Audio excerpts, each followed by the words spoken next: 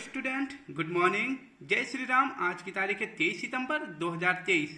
आज के current affair बहुत ही महत्वपूर्ण है। आपको उनके बारे में थोड़ा सा बता देते हैं, जैसे कि सिंधु जल समझौता, सबसे बड़ा फूल जो विलुप्ति की कगारी पर है, और किस संसद में एलियन के सबूत प्रस्तुत किए गए, महादेव का स्टेडियम कहाँ पे बन रहा है, सर्वश्रेष्ठ गांव कौन सा है, और आईसीसी वर्ल्ड कप और विभिन्न जानकारियां भी आज के करंट अफेयर में सम्मिलित हैं। तो दोस्तों, आप सभी का स्वागत हमारे यूट्यूब चैनल पे स्टडी विद रीडिंग में।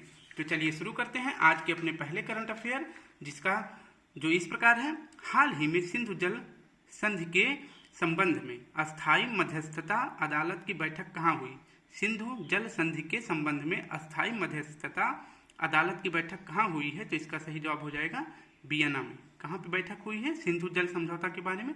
तो इसकी बैठक हुई है वियना में। अब इसकी व्याख्या देख लेते हैं कि सिंधु जल संधि विवाद ये किस देशों के बीच में है? तो सिंधु जल संधि विवाद भारत और पाकिस्तान के बीच में है। और इस संधि की बैठक कहाँ हुई है? तो इस संधि की बैठक हुई है 20 से 21 सितंबर को, और कहाँ पे हुई है? वियना में। इसकी मध्यस्थता किसने की है? तो इसकी मध्यस्थता की है वियना में। और वियना किसकी राजधानी है? तो वियना राजधानी है ऑस्ट्रिया की। और वियना किस नदी के किनारे स्थित है? तो यह डेन्यूब नदी के किनारे स्थित है, याद रखना। और वियना में एक संगठन का मुख्यालय है जिसका क्या नाम है?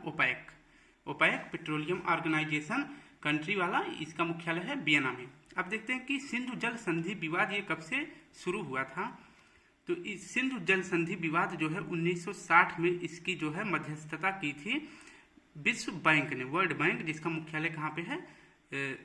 अमेरिका में। ठीक, अमेरिका न्यूयॉर्क में है इसका मुख्यालय। तो सिंधु जल संधि विवाद का मुद्दा क्या है कि इसमें भारत और पाकिस्तान के बीच जल संधियों का बंटवारा है, जो इस प्रकार है कि जैसे सिंधु झेलम और चेनाब नदियों का पानी जो है पाकिस्तान को 80% पानी मिलेगा, और भारत को सिर्फ इन 3 नदियों का पानी 20% ही मिलेगा। और इसके बाद क्या है कि 6 नदी हैं इसमें, तो रावी, ब्यास, सतलज, इन नदियों के पानी को 80% भारत को दिया जाएगा और बाकी 20% पानी पाकिस्तान को दिया जाएगा। अब देख लेते हैं कि महत्वपूर्ण परियोजना किस नदी पे है। तो जैसे मैंने दिखाया आपको कि झेलम की महत्वपूर्ण परियोजना कौन कौन से हैं, तो इसमें है उरी परियोजना, और इसके बाद किशनगंगा परियोजना, ये झेलम नदी पर बनाया गया है। और चेनाब नदी पे कौन सी परियोजना है? दुल्हस्ती परियोजना, बकलीहार परियोजना, और रैटल परियोजना, सलाल परियोजना, और पकलडुम परियोजना। याद रखना है, बहुत ही महत्वपूर्ण है। स्टूडेंट, आज का ये अपना पहला करंट अफेयर समाप्त हुआ। सेकंड करंट अफेयर देख लेते हैं। ऑक्सफोर्ड विश्वविद्यालय के अनुसार विलुप्ति के करीब रिफ्लेशिया जीनस का संबंध किससे है? रिफ्लेशिया जीनस का संबंध किससे है? तो यह एक फूल है, विश्व का सबसे बड़ा फूल है। अब इसके बारे में देख लेते हैं कि इसकी व्याख्या में विश्व का सबसे बड़ा फूल कौन सा है? तो विश्व का सबसे बड़ा फूल है रिफ्लेशिया, जो कि ऑक्सफोर्ड यूनिवर्सिटी के अनुसार यह विलुप्ति के कगार पे पहुंच गया है। और विश्व का सबसे छोटा फूल कौन सा होता है? तो यह वुल्फिया। अब फूल के बारे में देखते हैं कि फूल का जो जननांग होता है, मतलब नर जननांग, उसे क्या कहते हैं? जो फूल का नर जननांग होता है उसे कहते हैं एंड्रोसियम, और जो मादा जननांग होता है उसे क्या कहते हैं? जिम्नोसियम। याद रखना। नेक्स्ट प्रश्न देखते हैं स्टूडेंट। अभी हाल ही में असम में नमो 108, ये क्या है भी बता देते हैं। नमो 108 एक नई किस्म है, इसकी खोज हुई है। और यह क्या है नमो 108? तो यह कमल है, कमल की एक नई किस्म जिसकी खोज हुई, उसका क्या नाम है? नमो 108। यह कहाँ खोजी गई? तो यह असम में खोजी गई थी। तो अब देख लेते हैं थर्ड प्रश्न क्या कह रहा है। थर्ड प्रश्न कह रहा है, प्रतिवर्ष विश्व राइनो दिवस कब मनाया जाता है? राइनो मतलब होता है गैंडा। तो विश्व गैंडा दिवस कब मनाया जाता है? तो 22 सितंबर को मनाया जाता है।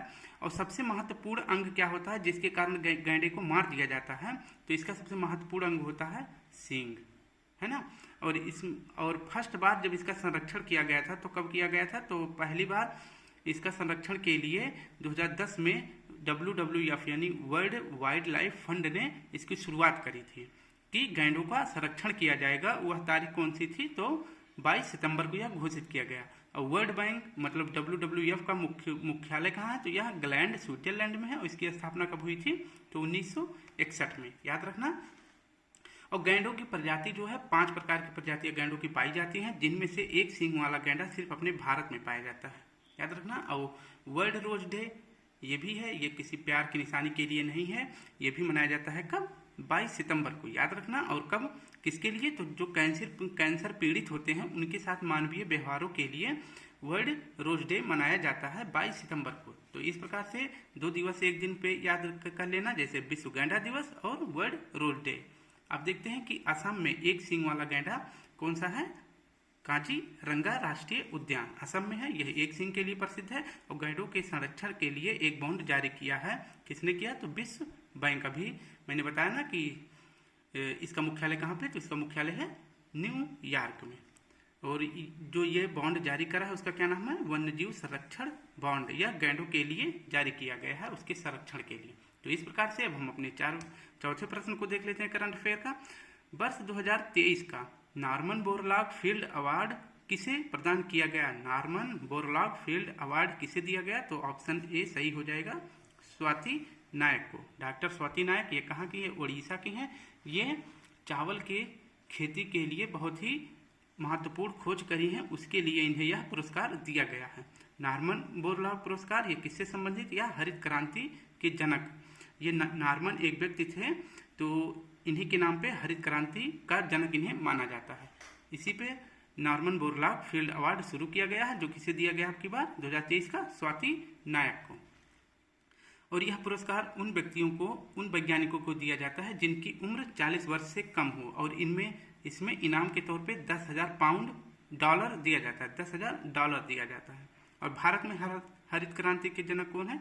तो भारत में हरित क्रांति के जनक हैं एम.एस. स्वामीनाथन। ठीक, अब देखते हैं कि अभी कुछ 2023 का रैमन मैग्सेसे पुरस्कार किसे मिला है? तो यह मिला है रवि कन्नन को। ये कहाँ के हैं? ये चेन्नई के हैं। चावल अनुसंधान केंद्र विश्व चावल, मतलब विश्व का जो चावल संगठन केंद्र है वह मनीला में है। अपने भारत का चावल अनुसंधान केंद्र कहाँ है? तो यह कटक उड़ीसा में है। ठीक, याद रखना। और अब एक चीज आपको बता दें कि हरित क्रांति शब्द का प्रयोग सबसे पहले किसने किया था? तो हरित क्रांति शब्द का सबसे पहले प्रयोग किसने किया है? तो इसका सही जवाब हो जाएगा विलियम गॉड। ठीक, याद रखना। अब देखते हैं कि हाल ही में किस देश की संसद में 1000 साल पुराने एलियन शवों को प्रस्तुत किया गया। मैंने बताया था कि एलियन के बारे में क्वेश्चन है, तो 1000 साल पुराने एलियन शवों को कहाँ प्रस्तुत किया गया? तो मैक्सिको में, मैक्सिको की संसद में। अभी आपको दिखा देते हैं मैप। मैंने ये बहुत ही अच्छा मैप बनाया है, ऐसे ही सच में मतलब जो है उत्तर अमेरिका का ऐसे ही मैप है। मैंने इसे देखा है सैटेलाइट से। तो आप देखो बता दें कि ये 49 डिग्री जो अक्षांश रेखा जाती है, ये कनाडा और यूएसए को अलग करता है। और इसी की सीमा पे ग्रेट लेक स्थित है, जिसके अंतर्गत 5 महान झीलें आती हैं। तो यूएसए और मैक्सिको के बीच जो सीमा बनाती है उसका क्या नाम है? रियो ग्रांडे नदी। अब क्या है कि मैक्सिको के जो सिटी है वो राजधानी है, तो उसका क्या नाम है? उसका नाम है मैक्सिको सिटी। इसके पार्लियामेंट में 1000 साल पुराने एलियन शव को प्रस्तुत किया गया। ठीक, याद रखना, अगर क्वेश्चन आए तो बता देना। अब बता देते हैं कि मैक्सिको और क्यूबा, आप देख रहे हैं मैंने क्यूबा का भी मैप बनाया है। इसके बीच में जो एक चैनल है इन दोनों को अलग करता है, उसका क्या नाम है? तो उसका नाम है युकाटन। और क्यूबा की राजधानी का क्या नाम है? हवाना।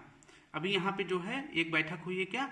G+77 और प्लस्टीन, इनकी बैठक यहीं पे हुई थी हवाना में। अब देखते हैं कि अपने संसद के बारे में कुछ महत्वपूर्ण जानकारी ले लेते हैं। अपने संसद का उल्लेख किस अनुच्छेद में है? तो यह अनुच्छेद है 79 में। संसद किससे बनता है? लोकसभा से, राज्यसभा से और प्रेसिडेंट से। इन तीनों को मिला के जो है संसद बनता है। पुराने संसद का नाम अभी क्या कर दिया गया है? संविधान सदन इसका नाम कर दिया गया है। और नए संसद का उद्घाटन कब किया गया? तो 28 मई 2023 को। किसके बर्थडे पे? वीर सावरकर के बर्थडे पे। और किसने किया?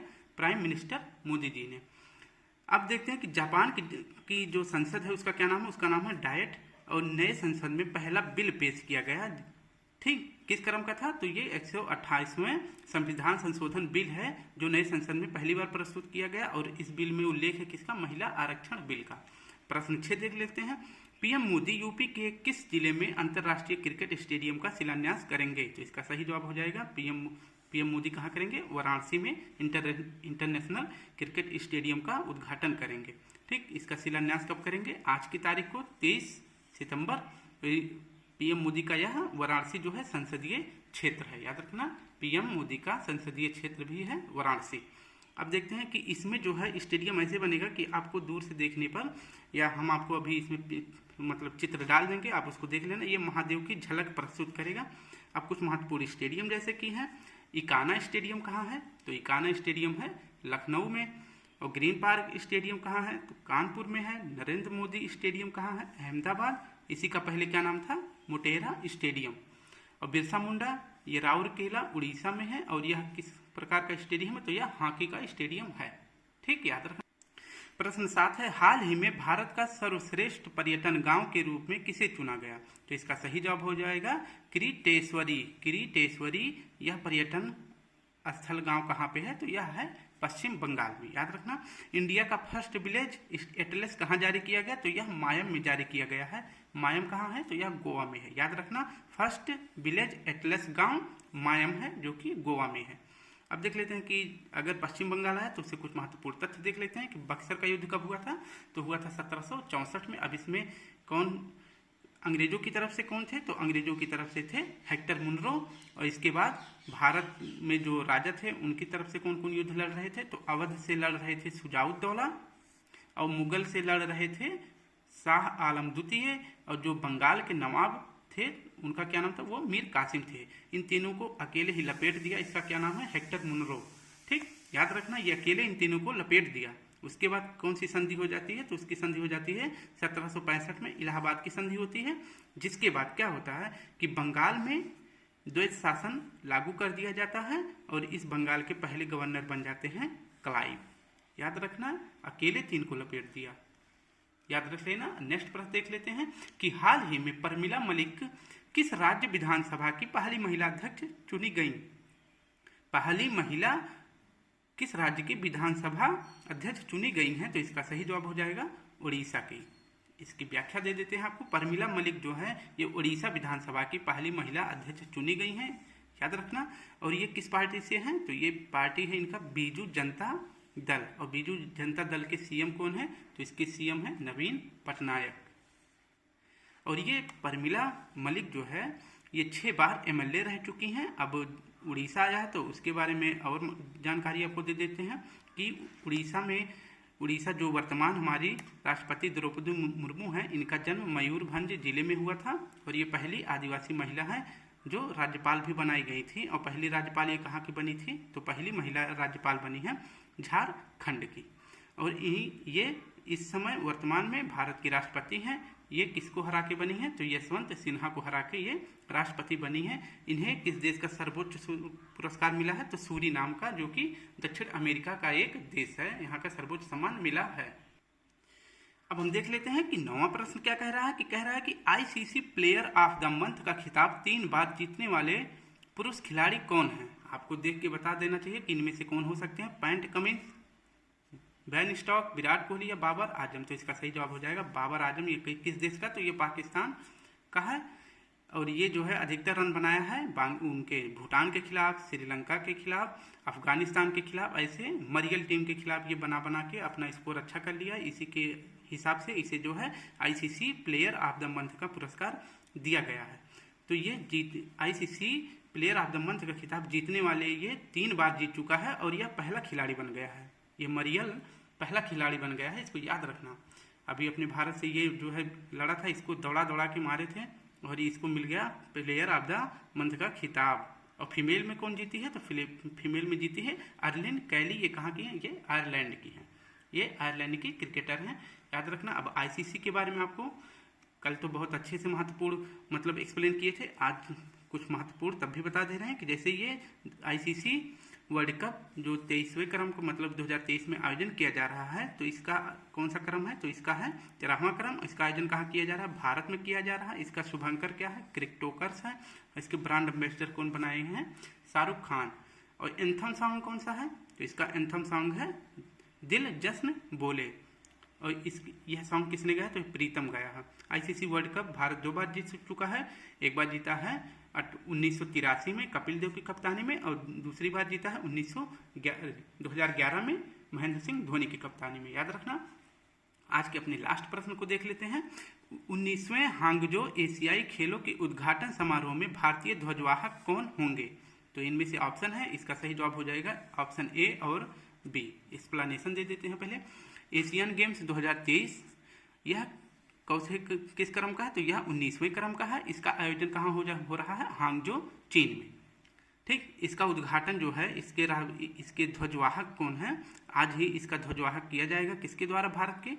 तो लवलीना बोरगोहान जो कि बॉक्सिंग की खिलाड़ी हैं, और हरमनप्रीत जो कि हॉकी की खिलाड़ी हैं, याद रखना। और इसमें जो है एशियाई खेलों में कुल टोटल 40 खेल होंगे और 61 प्रतियोगिता होगी। अब देख लेते हैं कि इसके पहले जो एशियाई गेम हुआ था कहाँ हुआ था? तो 2018 का हुआ था जकार्ता, इंडोनेशिया में। ठीक, जकार्ता इंडोनेशिया में हुआ था। इसमें भारत ने कुल 70 पदक जीते थे। और पहली बार एशियाई खेलों का आयोजन कहाँ किया गया था? तो पहली बार भी भारत में किया गया था, दिल्ली में। और कब किया गया था? तो 1951 में। इसका भारत जो है 1951 में पहली बार आयोजक रहा था। और दूसरी बार कब आयोजक रहा? तो 1982 में। एशिया गेम की पहली बार शुरुआत भी 1951 में हुई थी। अब देखते हैं कि 26वें क्रम का कहाँ पे होगा? तो यह जापान में होगा। जापान का एक स्थान है आइची, तो यहाँ पे इसका आयोजन होगा। तो स्टूडेंट, इस प्रकार से हमने 15 मिनट में करंट अफेयर को देख लिया और महत्वपूर्ण तथ्य भी देख लिए। तो अगर वीडियो अच्छी लगे तो एक लाइक, एक कमेंट कर ही देना। फिर मिलते हैं कल। आज के लिए धन्यवाद। जय हिंद, जय भारत।